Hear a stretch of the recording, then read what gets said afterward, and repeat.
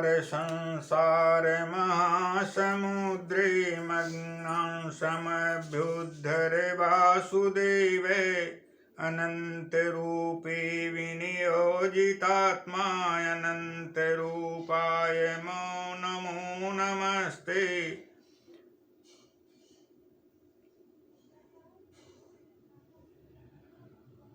आज हमारा विषय है आप लोगों के बीच में परोपकार की महिमा। आइए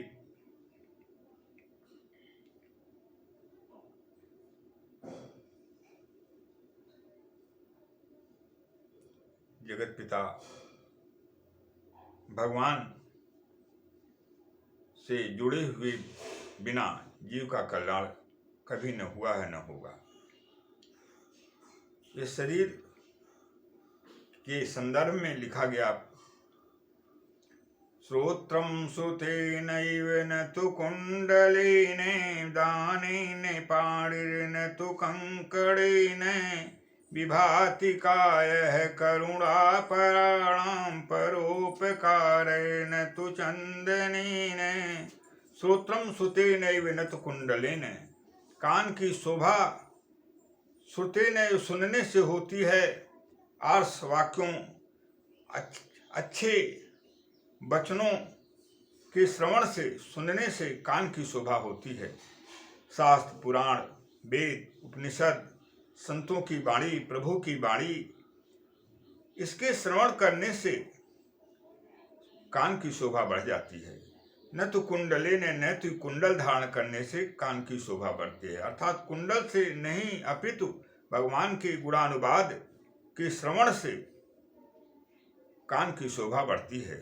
दानेन पारण तो कंकड़े ने, दान करने से हाथ की शोभा बढ़ती है। न तो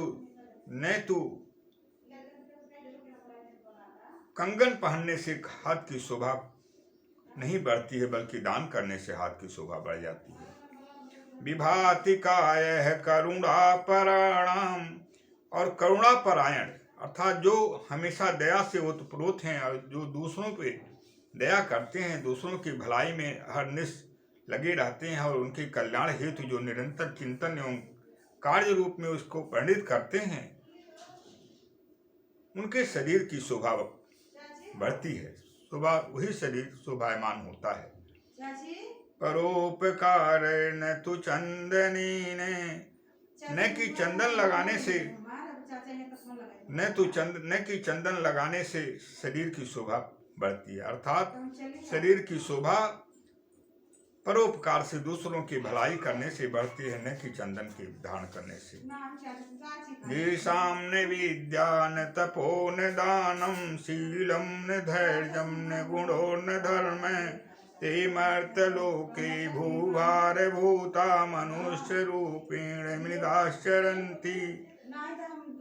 ऐसा चाणक्य जी ने जो निरसात के उद्भट विद्वान है उनके द्वारा कहा गया है।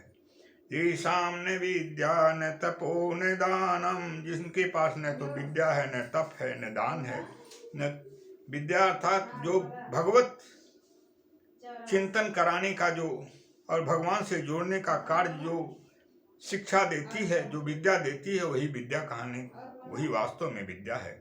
न तपो न दानम, जो इनके पास वह नहीं है, न तो तपस्या है और न तो जो दान करते हैं।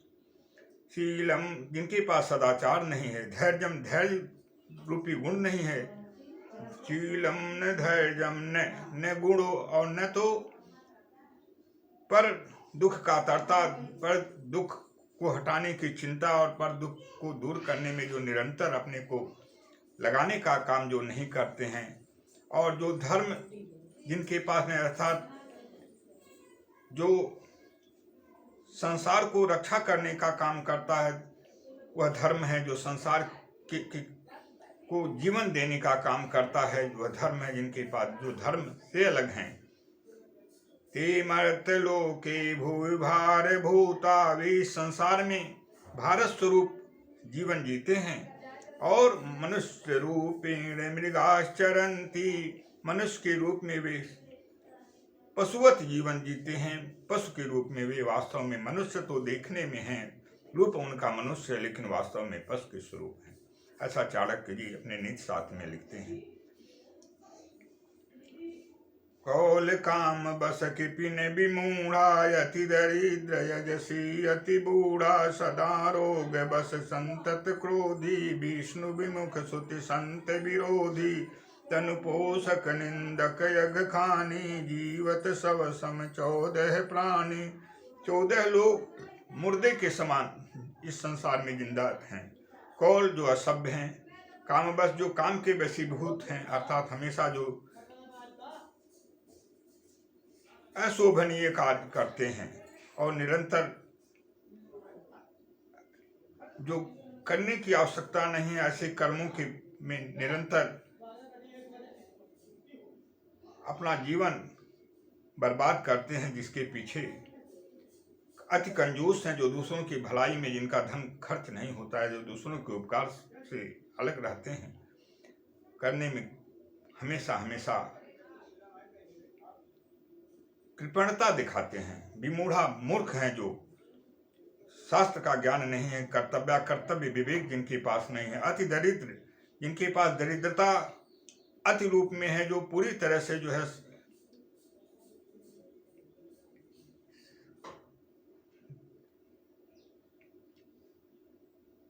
धन ही नहीं अपितु विचार से भी जो दरिद्र हुए, अति दरिद्र उनकी संज्ञा प्रदान की गई है शास्त्रों में। जो ऐसे हैं अजसी, जिनके हर कामों में अजस की प्राप्ति होती है, जो भी करते हैं उनमें अजस मिलता है उन्हें। अति बूढ़ा और जो अत्यंत बूढ़ हैं, सदा रोग बस जो हमेशा रोग से बहिष्ठ होते हैं, अर्थात जिन्हें जो हमेशा रोग पीड़ित किए रहता है। संतत क्रोधी जो हमेशा बात बात में क्रोध करते हैं। विष्णु विमुख भगवान से जो विमुख हैं, भगवान से जो अपने को अलग रखते हैं, भगवान से पूरी तरह से अलग हैं, नास्तिक हैं। श्रुति संत विरोधी वेद और संतों के जो निरंतर विरोध करते हैं। तन पोषक जो सिर्फ भोजन करने के लिए संसार में पैदा हुए हैं, भोजन करके अपना शरीर पालते हैं। निंदक जो भगवान जो दूसरों की निंदा करते हैं। अघखानी जो पापाचार के खान हैं, पापाचार से पूरी तरह से परिपूर्ण हैं। ऐसे लोग जो 14 प्रकार के जो गणना में जिनकी गणना की गई है, मुर्दे के समान इस संसार में जीवन धारण करते हैं। अष्टादश पुराणेषु व्यासस्य वचनद्वयं, परोपकाराय पूर्णाय पापाय परपीडनम। भगवान महर्षि वेदव्यास जी लिखते हैं कि 18 पुराणों का सार तत्व 2 ही है। परोपकाराय पूर्णाय, दूसरों का उपकार करना, दूसरों का भलाई करना ही पूर्ण है। पापाय परपीडनम, मनसा वाचा कर्मणा, किसी भी प्रकार से हम दूसरों को ये कष्ट देते हैं तो ही पाप है। परहित, ये वेदव्यास जी के वचन हैं जो पुराणों के सार तत्व के रूप में उन्होंने प्रतिपादित किया। परहित सरिस धर्म नहीं भाई, पर निंदा सम नहीं अधमाई, परहित बस जिनकी मन माही, तिन कह जग दुर्लभ कछु नाही। गोस्वामी रामचरित मानस में तुलसीदास जी लिखते हैं, गोस्वामी तुलसीदास जी श्री रामचरित मानस में लिखते हैं, परहित सरिस धर्म नहीं भाई, दूसरों की उपकार से बढ़कर के कोई धर्म नहीं है। अपर निंदा सम नहीं अधमाई, दूसरों की निंदा से समान, दूसरों की निंदा के समान कोई पाप कर्म नहीं है, कोई निकृष्ट कर्म नहीं है, कोई अधम कर्म नहीं है। परहित बस जिनकी मन माही, जिनके मन में दूसरों की कल्याण की भावना बनी रहती है और जो दूसरे के कल्याण में हमेशा लगे रहते हैं, अर्थात कल्याण के जो पथिक हैं। तिन कहें जग दुर्लभ कछु नाही, उन्हें संसार में कोई भी चीज दुर्लभ नहीं होती है, अर्थात उन्हें सब कुछ प्राप्त है और सब कुछ प्राप्त हो जाती है, प्रभु की कृपा उनके ऊपर बरस जाती है। ऐसा गोस्वामी तुलसीदास जी श्री रामचरित मानस में परोपकार की महिमा के बारे में संसार जनमानस को उपदेश देने के लिए लिखते हैं। निंदन्तु नीति निपुणा यदि वास्तुवन्तु लक्ष्मी समाविशतु गच्छतु वायथेष्टम् अद्यै मरणमस्तु जुगान्तरे वा न्यायात् पथः प्रविचलन्ति पदं न धीरा। चाणक्य जी नीति शास्त्र में लिखते हैं, निंदन्तु नीति निपुणा यदि वास्तुवन्तु लक्ष्मी समाविशतु गच्छतु वावथे यथेष्टम् अद्यै मरणमस्तु जुगान्तरे वा न्यायात् पथः प्रविचलन्ति पदं न धीरा। निंदन्तु नीति निपुणा, नीति के विद्वान लोग, नीति शास्त्र के मर्मज्ञ पंडित जन निंदा करें अथवा उनकी स्तुति करें। लक्ष्मी समाविशतु गच्छतु यथेष्टम्, लक्ष्मी साथ दें, रहें साथ में, अथवा अपनी इच्छा के अनुसार चली जाएं। अद्यै मरणमस्तु जुगान्तरे वा, आज ही उनका मरण हो जाए अथवा युगांतर में कई युग के बाद उनका मृत्यु हो, लेकिन न्यायात् पथः प्रविचलन्ति पदं न धीरा। धीर पुरुष लोग, महापुरुष गण न्याय के पथ से कभी भी अपना पैर पीछे नहीं रखते हैं, अर्थात न्याय के पथ से वे कभी भी विचलित नहीं होते हैं। ये संत महापुरुषों के गुण हैं और संत महापुरुषों में ही पाए जाते हैं और उसका अनुसरण हमें और आप सबको करना चाहिए। इसी में हमारा और आपका कल्याण है। और इसी को वेदव्यास जी महाभारत में लिखते हैं,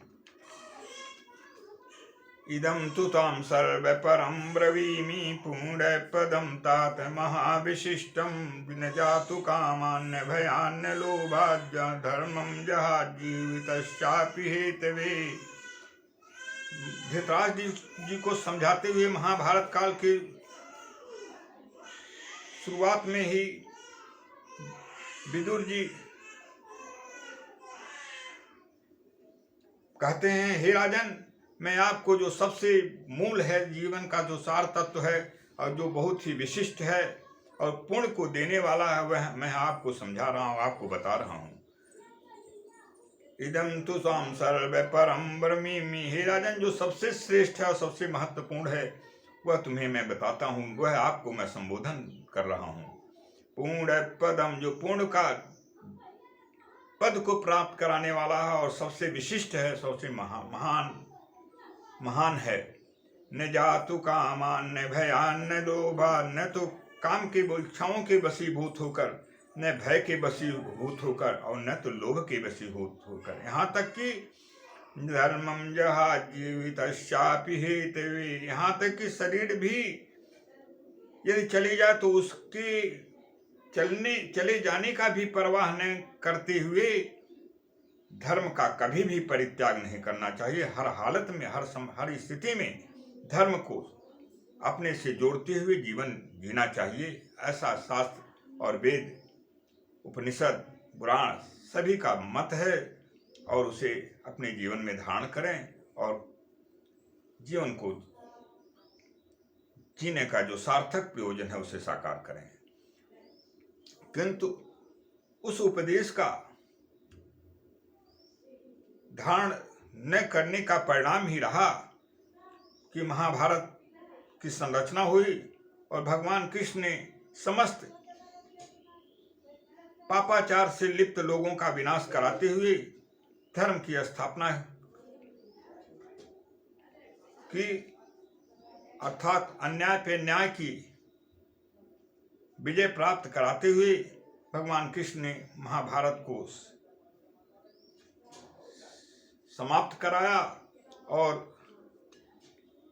संसार को यह उपदेश दिया कि मैं जहाँ धर्म होता है मैं वहाँ रहता हूँ और जहाँ अधर्म होता है मैं वहाँ से दूर होता हूँ, और जहाँ में अधर्म होता है उसको विनष्ट करने का काम और उसी को विनाश हेतु में अवतार लेता हूँ और अपना काम जो अवतार लेने का प्रयोजन है उसे करके मैं पुनः अपने परम धाम को गमन कर जाता हूँ। इस परोपकार की जो साक्षात महिमा देखने को इस धराधाम पे मिलती है वह और उसकी कल्पना का साकार रूप पंडित मदन मोहन मालवीय जी, जिन्होंने काशी विश्वविद्यालय की रचना वाराणसी में की, उनके उद्गार आप लोगों के बीच में प्रस्तुत हैं। न तुमहं कामये राज्यं न स्वर्गं न पुनर्भवं, कामये दुःख तप्तानां प्राणिनां मार्तिनाशनं। न तुमहं कामये राज्यं न स्वर्गं न पुनर्भवं, कामये दुःख तप्तानां प्राणिनां मार्तिनाशनं। न तुमहं कामये राज्यं, हे भगवान, मैं आपसे राज्य की कामना नहीं चाहता हूँ, मैं आपसे राज्य नहीं मांगता हूँ, न मुझे राज्य चाहिए। न स्वर्गम न पुनर्भवम, न मुझे स्वर्ग की इच्छा है, न पुनः मोक्ष की हमारी इच्छा है। अर्थात न मैं स्वर्ग चाहता हूँ और न तो मोक्ष चाहता हूँ। कामये दुख तप्तानां प्राणिनां मार्तिनाशनम, हे भगवान, हम दुख से पीड़ित मनुष्यों के दुख को दूर करने की शक्ति चाहते हैं और उसको आप प्रदान करें। यही मेरे जीवन का सबसे सर्वोपरि लक्ष्य है और उसे हे भगवान मुझे प्रदान करें और उसको कार्य रूप में परिणित करने की शक्ति प्रदान करें। ये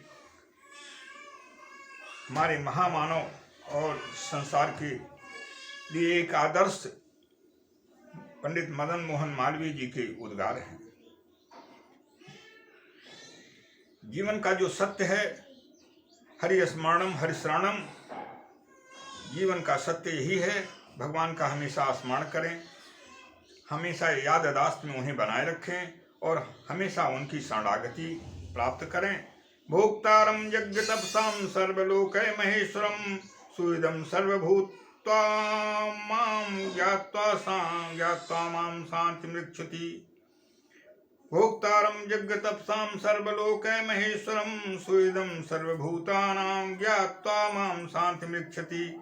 भोक्तारं यज्ञ तपसां, यज्ञ और तप का भोक्ता, सर्वलोक महेश्वरम और संसार का ईश्वर, सुहृदम सर्वभूतानां सभी प्राणियों का सुहृद, शुभचिंतक, मित्र।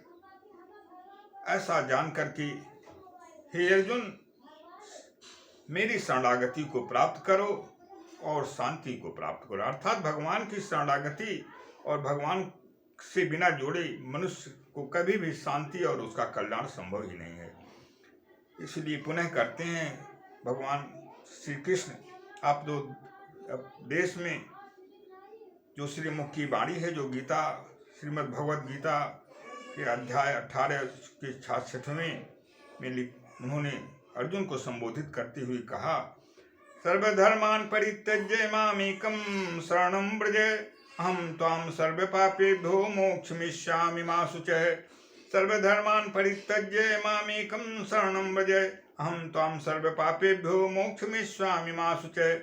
सर्वधर्मान् परित्यज्य, सभी प्रकार से अनेकों प्रकार के धर्म हैं, धर्म के अनेक रूप हैं, उनका सबका परित्याग करके हे अर्जुन, मामेकं शरणं व्रज, तुम मेरे ही शरण में आ जाओ। अहं त्वां सर्वपापेभ्यो मोक्षयिष्यामि मा शुचः। अहं त्वां सर्वपापेभ्यो मोक्षयिष्यामि मा शुचः, मैं तुम्हें सर्व पापों से मोक्ष प्रदान कर दूंगा, शोक मत करो। जय भगवान श्री कृष्ण, जय माता।